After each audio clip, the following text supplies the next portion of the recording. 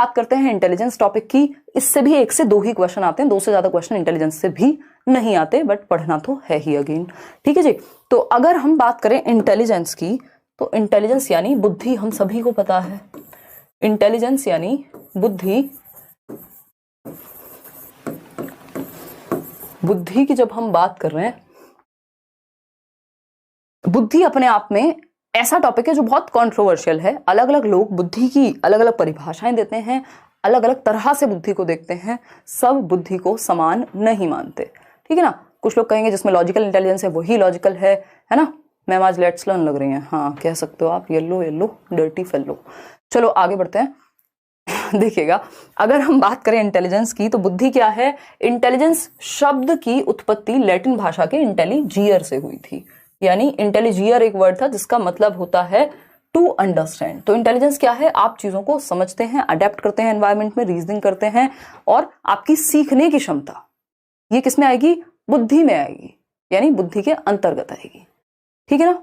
अगर हम बात करते हैं यहाँ KVS PRT के बैच के बारे में, जो लोग बातें कर रहे हैं, एक बार करियर लैब पर जाइए, रजिस्ट्रेशन कराइए, देखिए 1500 का आई थिंक बैच है आपका TGT और PRT वाला, 2000 का बैच है आपका, मतलब एक बार देख लेना। TGT PGT जनरल पेपर है 1500 का, और जो आपका PRT है कंप्लीट वो है 2000 का। इसमें 10 टीचर्स हैं, और मटेरियल से लेके नोट्स वोट्स, ऐसा नहीं है कि आप कोर्स अलग ले रहे हैं, नोट्स अलग ले रहे हैं, मॉक टेस्ट अलग ले रहे हैं, वो सब एक ही जगह पे मिल जाएगा। फिर देखिएगा, अगर हम बात करते हैं इंटेलिजेंस शब्द की, तो इसकी उत्पत्ति इंटेलिजियर से हुई है, जिसका मतलब होता है टू अंडरस्टैंड।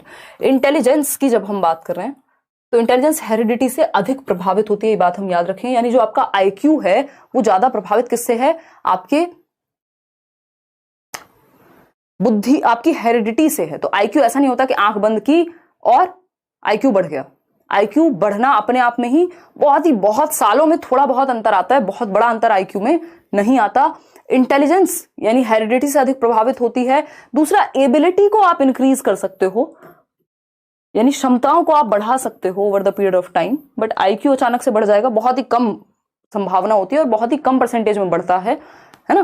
तो ये डायनेमिक कह सकते हैं हम इंटेलिजेंस कि ठीक है, टाइम के साथ चेंज हो सकती है, एबिलिटी को आप बढ़ा सकते हैं, बट अचानक से कोई बहुत बड़ा बदलाव नहीं आ जाएगा IQ की अगर हम बात करें।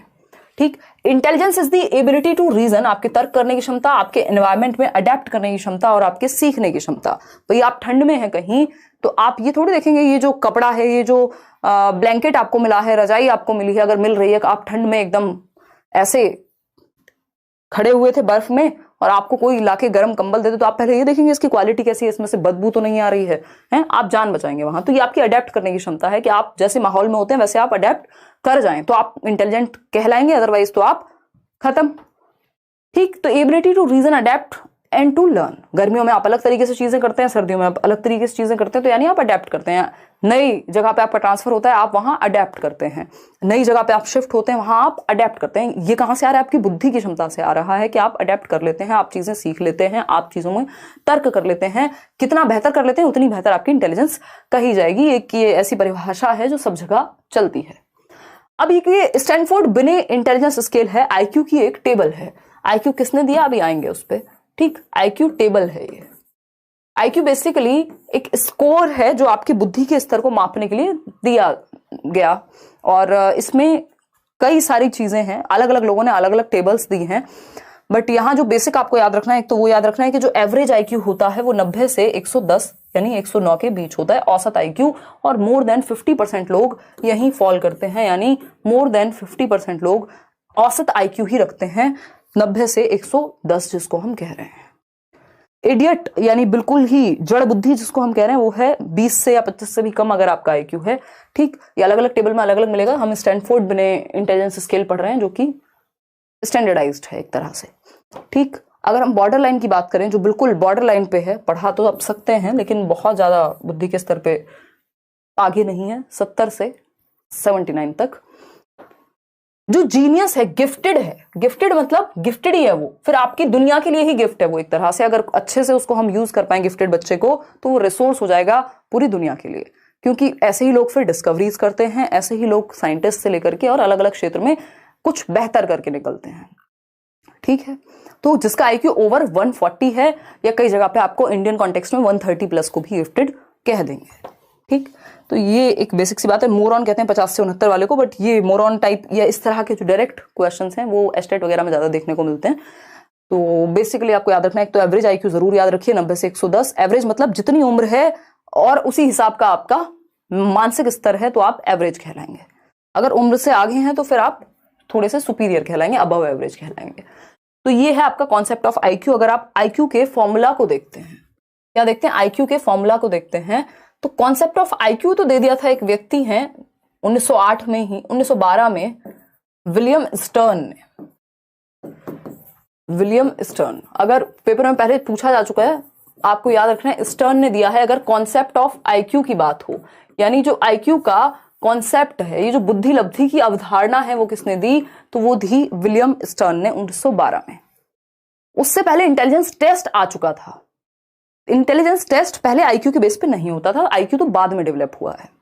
ठीक, तो कॉन्सेप्ट ऑफ आईक्यू की जब हम बात कर रहे हैं तो आईक्यू का फॉर्मूला है, ये फॉर्मूला पूरा रिवाइज करके दिया एक व्यक्ति हैं 1916 में स्टैनफोर्ड यूनिवर्सिटी में, लुई टर्मन। अभी आएंगे इन पे भी, बट याद जरूर रखिएगा, इसमें कंफ्यूजन हो जाती है कई लोगों को। 1916 और 1912 में विलियम स्टर्न ने ये जो संप्रत्यय है कि आईक्यू नाम की कोई चीज होती है, किसने कहा, विलियम स्टर्न ने। फॉर्मूला प्रॉपर रिवाइज करके किसने दिया, तो वो दिया एक व्यक्ति आपके लुईस टर्मन ने। ठीक, आईक्यू का फॉर्मूला है MA/CA इंटू 100। MA/CA into 100। मैं का मा वा कैसे भी याद रख सकते हो। मा वा मतलब MA बोले तो मानसिक आयु, वाह बोले तो वास्तविक आयु, जिसको CA बोलते हैं, आपकी बायोलॉजिकल एज, आपकी डेट ऑफ बर्थ से आज तक की एज।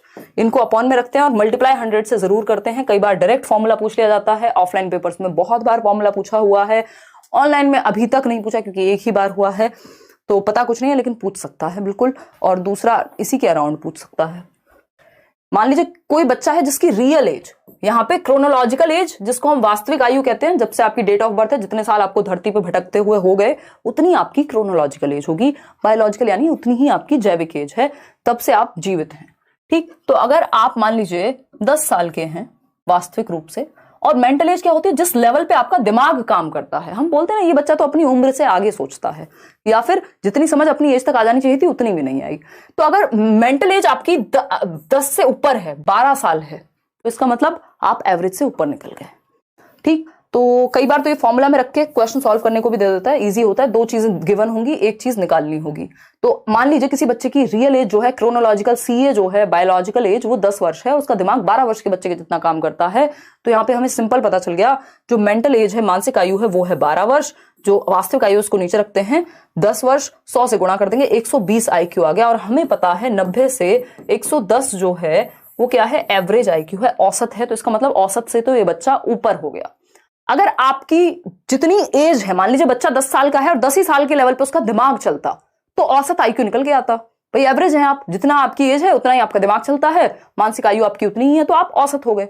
अगर आप जितने साल के हैं उससे ऊपर आपका दिमाग चलता है, तो आपकी जो IQ का स्कोर है वो एवरेज से ऊपर जाएगा। अगर आप जितने साल के हैं उतना भी आपका दिमाग नहीं चलता, तो आप एवरेज से भी नीचे हैं, बिलो एवरेज कहलाएंगे। फिर आप अलग अलग कैटेगरीज इसमें हैं।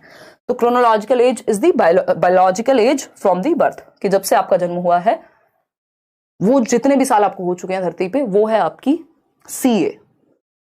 ठीक, अब कहानी शुरू होती है। इंटेलिजेंस टेस्ट पहला कब आया, तो 1905 में प्रॉपर तरीके से आ गया आपका फर्स्ट इंटेलिजेंस टेस्ट, जिसको पहला बुद्धि परीक्षण कहते हैं। लगभग हर परीक्षा में एक ना एक बार पूछा गया है आज तक।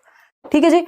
अगर हम करें तो एल्फ्रेड बिने और थियोडोर साइमन, ये इनके सहयोगी थे। थियोडोर साइमन, फ्रांस में इसको निकाला गया जो पहला टेस्ट था। तो कोई कह रहा है हिंदी के नोट्स आपने अपडेट किया, मैंने प्रिंट निकलवा लिया था पहले, बताइए क्या अपडेट किया है, मैं भी कर लूं।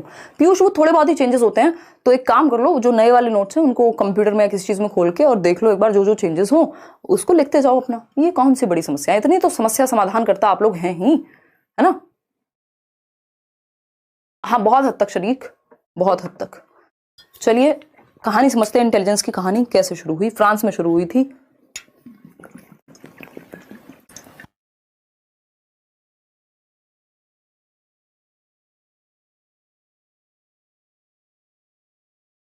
कोई तो कह रहा है कि स्पीड बढ़ाओ यार अब उम्र हो गई है, मतलब बेसिकली एक्सपीरियंस ज़्यादा हो गया टाइम के साथ, तो स्पीड बढ़ाने का मन नहीं करता, अब डिटेल में जाने का ही मन करता है।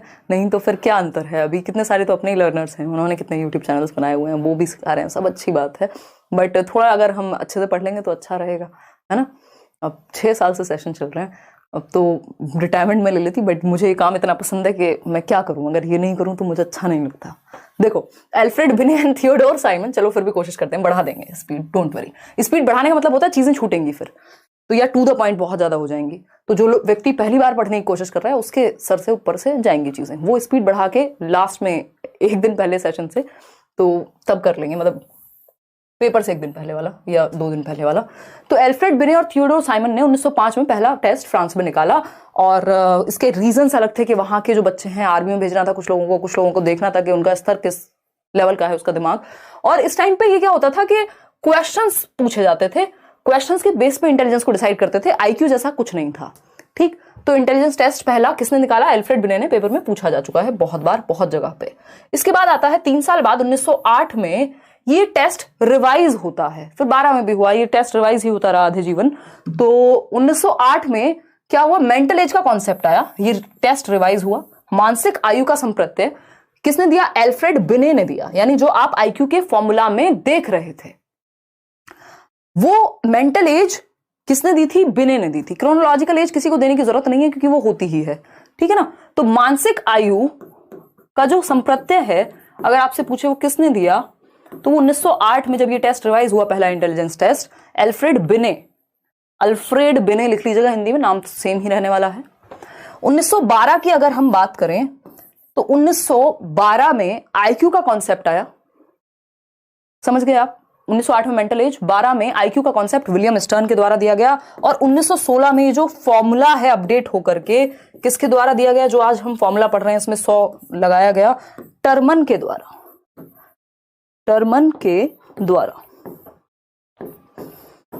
ठीक है जी, लुई टर्मन।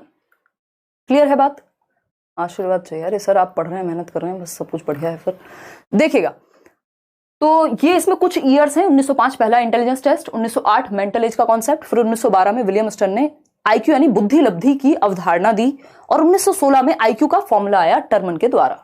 ठीक है जी, क्लियर है बात, कोई दिक्कत परेशानी दर्द समस्या नहीं होनी चाहिए। ये 4 बातें थी।